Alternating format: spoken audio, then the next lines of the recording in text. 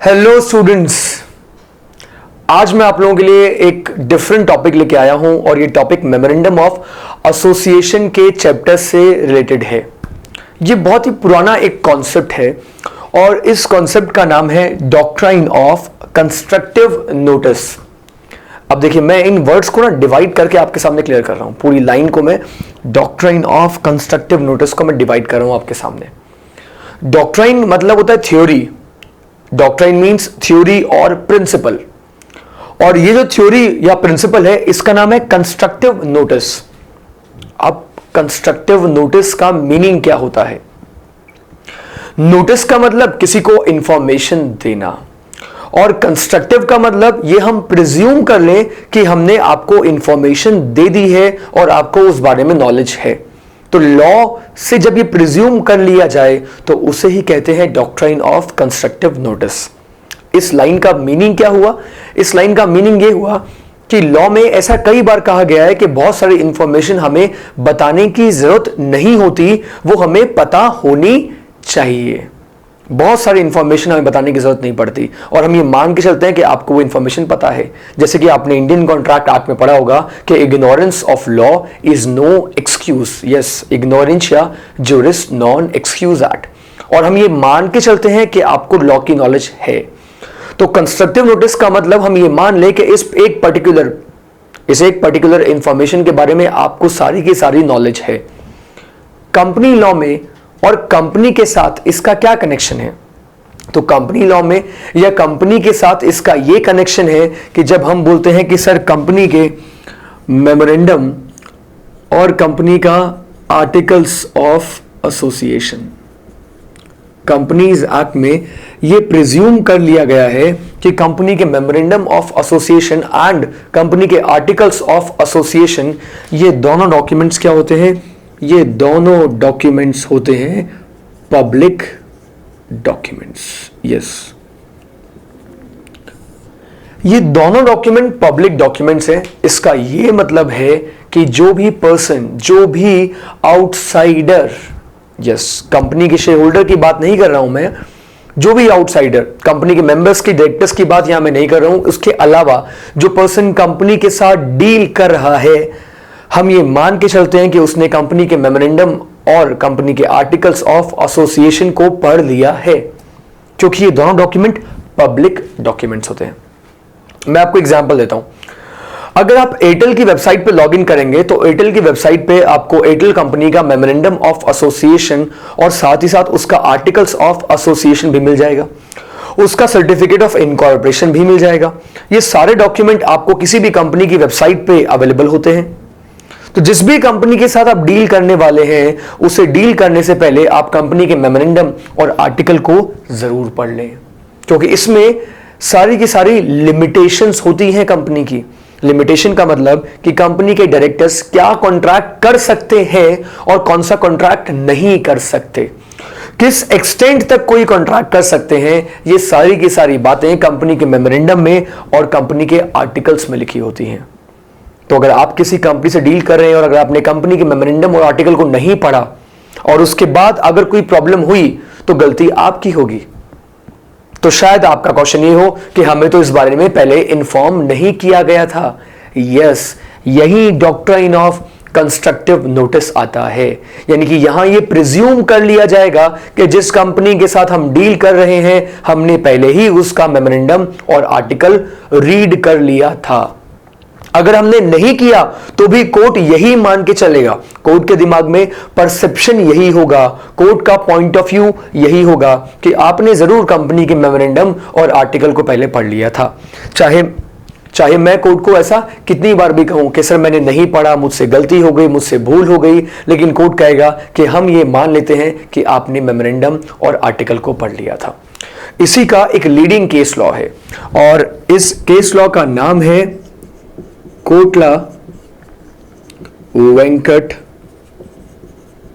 Swami versus Ram Murthy and others.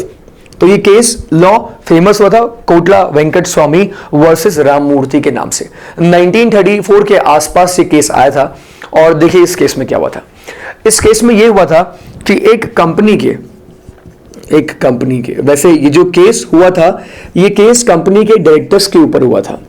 एक company के articles में लिखा हुआ था कि अगर कंपनी अपनी प्रॉपर्टी को मॉर्गेज करेगी, ये लिखा हुआ था कि अगर कंपनी अपनी प्रॉपर्टी को मॉर्गेज करती है, मॉर्गेज का मतलब अगर कंपनी अपनी इमूवेबल प्रॉपर्टी को गिरवी रखकर उस पे लोन लेती है, उसे हम मॉर्गेज कहते हैं। अगर वो प्रॉपर्टी मूवेबल होती तो उसे हम प्लेज कहते।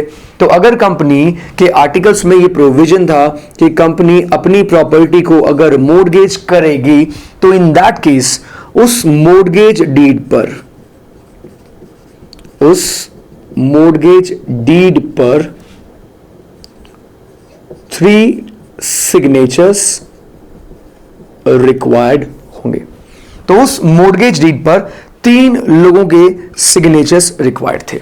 वो सिग्नेचर रिक्वायर्ड थे, फर्स्ट वन इज कंपनी का सीएस, कंपनी का वर्किंग डायरेक्टर, राइट, कंपनी का सेक्रेटरी, कंपनी का वर्किंग डायरेक्टर एंड कंपनी का एमडी। यस, तो इन 3 लोगों के सिग्नेचर्स यहां रिक्वायर्ड थे, इन तीनों के साइन रिक्वायर्ड थे उस मॉर्गेज डीड पर। लेकिन इन रियलिटी उस मॉर्गेज डीड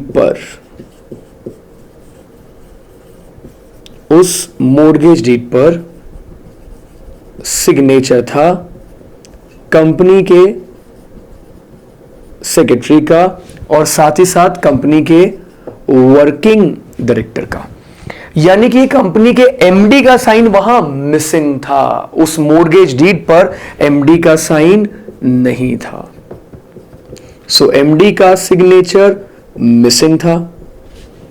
तो क्योंकि कंपनी के एमडी का सिग्नेचर नहीं था और कंपनी के आर्टिकल्स में लिखा हुआ था कि कोई भी कॉन्ट्रैक्ट कंपनी के ऊपर तब तक एनफोर्सिएबल नहीं होगा जब तक कि उसमें तीन लोगों के साइन ना हो।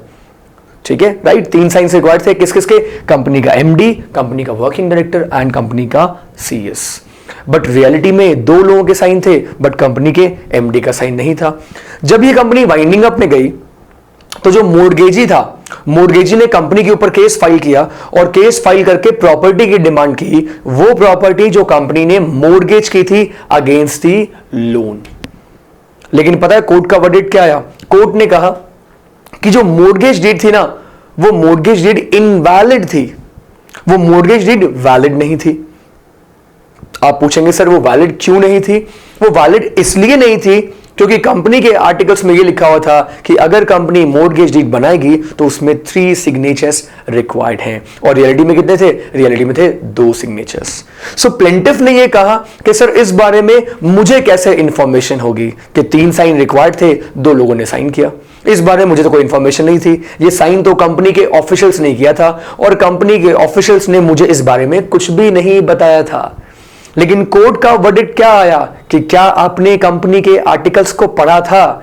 हम तो ये मान चुके हैं और हम ऐसा मानते हैं कि अगर आपने कंपनी से डील करी है तो आपने कंपनी के आर्टिकल्स को जरूर पढ़ा होगा।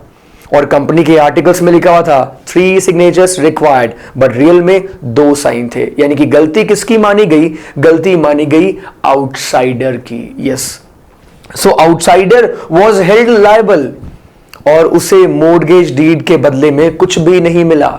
सो he was not entitled to claim that property. और इसी केस लॉ से ये प्रिंसिपल हमने रिलेट किया डॉक्ट्राइन ऑफ कंस्ट्रक्टिव नोटिस।